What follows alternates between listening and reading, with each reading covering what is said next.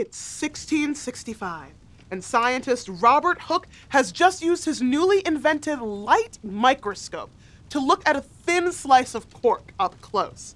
He's stunned to see that the tree bark is made up of thousands of tiny compartments, which he names for the little rooms that monks live in, called cells. He feverishly writes in his book, Micrographia, "They were indeed the first microscopical pores I ever saw, and perhaps that were ever seen, for I had not met with any writer or person that had made any mention of them before this." Which is 1665 speak for, whoa, did I just discover cells?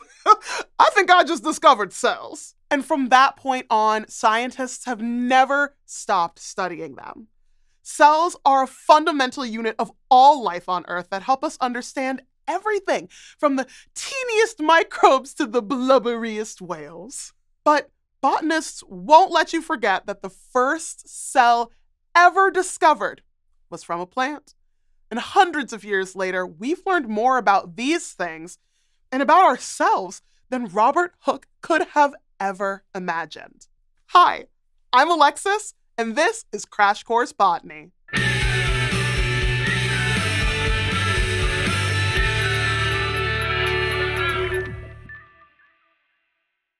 While you might think that plants and animals don't have much in common, it turns out that our cells actually have a lot of similarities. First off, both plant and animal cells are surrounded by a barrier called a cell membrane that allows the cell to decide what kind of molecules it wants to let in or out. And both types of cells manufacture lots of proteins using ribosomes, which are the little granules spread throughout the cell, like the sprinkles in a funfetti cake. Those proteins have tons of different responsibilities in both animals and plants, like helping with immunity from disease and transporting nutrients. Plants and animals are also both eukaryotic organisms, meaning our cells contain organelles. And if you're thinking, hey, that just sounds like cute little organs, you're right.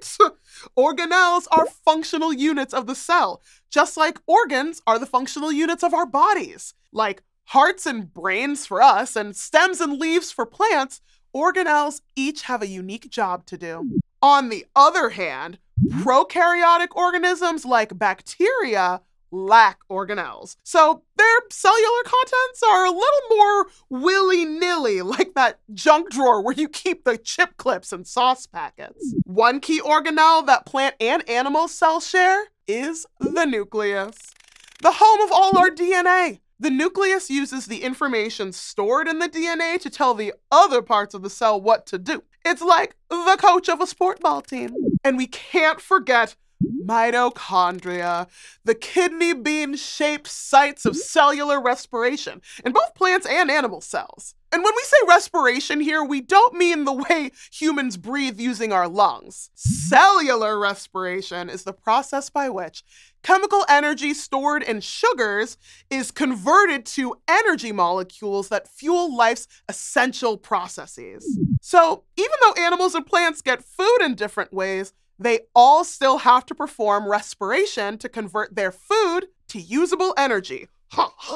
But there are some pretty major differences between plant and animal cells. For one thing, plant cells contain chloroplasts, which are organelles that convert carbon dioxide gas from the air into sugars using energy from the sun, aka photosynthesis. You won't find chloroplasts in animals. They're more of a plant thing. You wouldn't understand, blobfish. And vacuoles are also more of a plant thing. They're fluid-filled organelles that maintain pressure in the plant cell to keep the plant from wilting.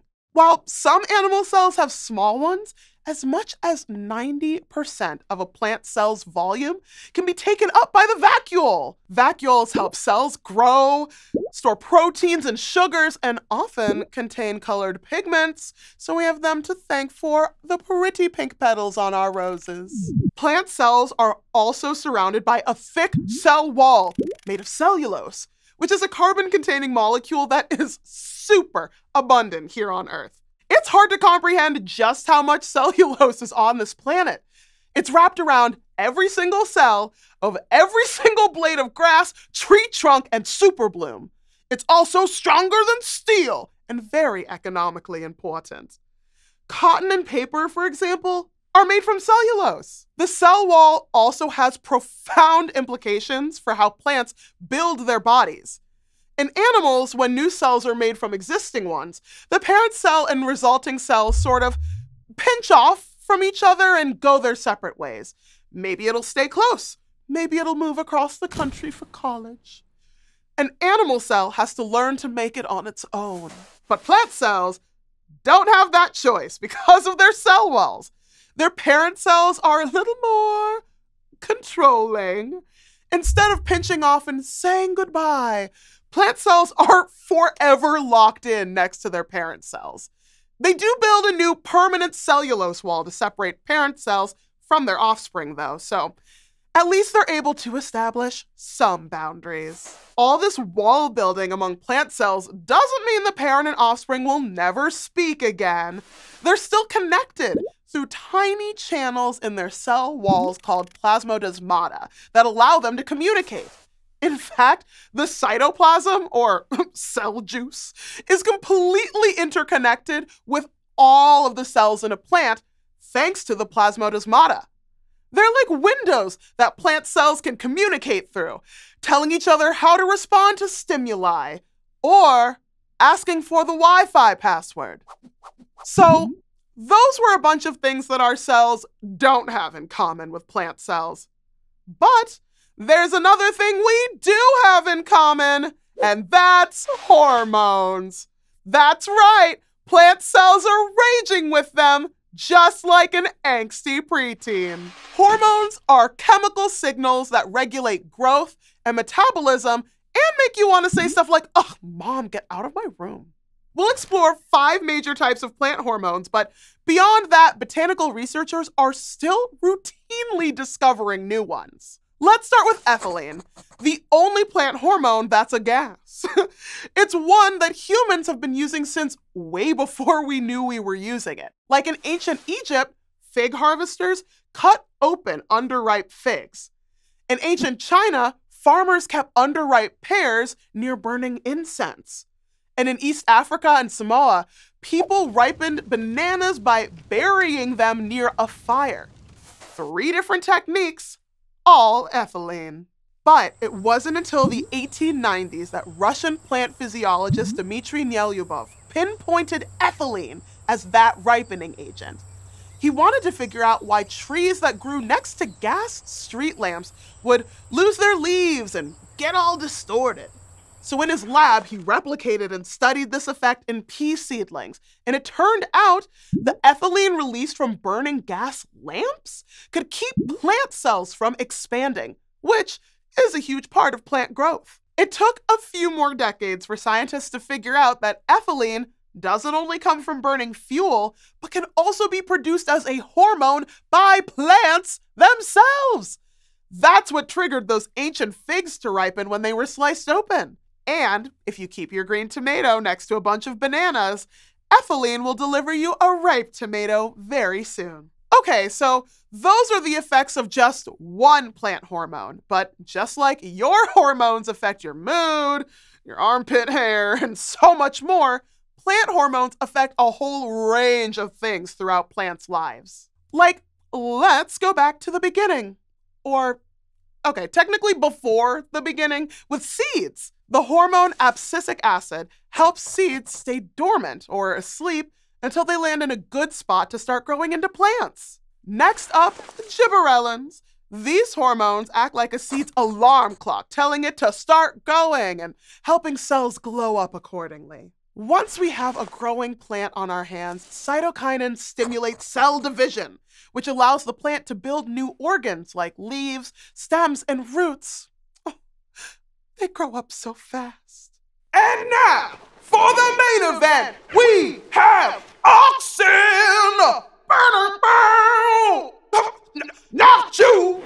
Auxin! It's involved with nearly every aspect of the plant's life cycle, from its birth to its death. When a plant's an embryo, auxin helps decide which half of it will become the root and which will be the shoot.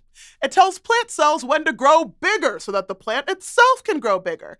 and it helps determine what shape that plant will be. Auxin helps form vascular tissue that carries water and nutrients throughout the plant. And it's responsible for how it reacts to things like light, gravity, and touch. Basically, without auxin, a plant would be knocked out of life. Now, hormones don't live in their own tidy boxes and do their own separate jobs. There is frequent crosstalk among all of these hormones and the genes that regulate them. Cytokinin and auxin are often fighting with each other, and sometimes gibberellin and auxin team up to stimulate fruit development. Through every stage of a plant's life cycle, hormones are chatty and messy. And botanists have their own messy ideas about plants. Like, there's a debate that's been simmering among plant people for decades about the philosophical significance of the cell. Some botanists are on team cell theory. They believe that cells are the building blocks of life and that organisms are the sum of millions of individual, specialized cells that work together to coordinate the activities within the organism. Team organismal theory, on the other hand, believes that the whole organism is what matters most, and it's merely subdivided into cells. In the words of German botanist Anton de Berry, it is the plant that forms the cells, not the cell that forms plants. As for me, I'm going to set this one out and stay botanically neutral. I guess that makes me Edelweiss, the national flower of Switzerland. Who knew that the humble plant cell is a place of such drama and hormonal turbulence, and that it's triggered an existential debate among botanists about what it means to be a plant? What we do know is that the makeup and function of cells are essential to how plants, well, exist. They're involved with everything from the beginning to the end of a plant's life, and are the microscopic parts that make big changes occur. Rest assured, cellular harmony awaits us in the next episode, where we'll find out how these cells come together to form the tissue systems that make a plant function. Hey, before we go, let's branch out. Besides bananas, what other fruits emit a ton of ethylene? Find the answers in the comments. Thanks for watching this episode of Crash Course Botany, which was filmed at the Damir Farizowicz Studio and was made in partnership with PBS Digital Studios and Nature. If you want to help keep Crash Course free for everyone forever, you can join our community on Patreon.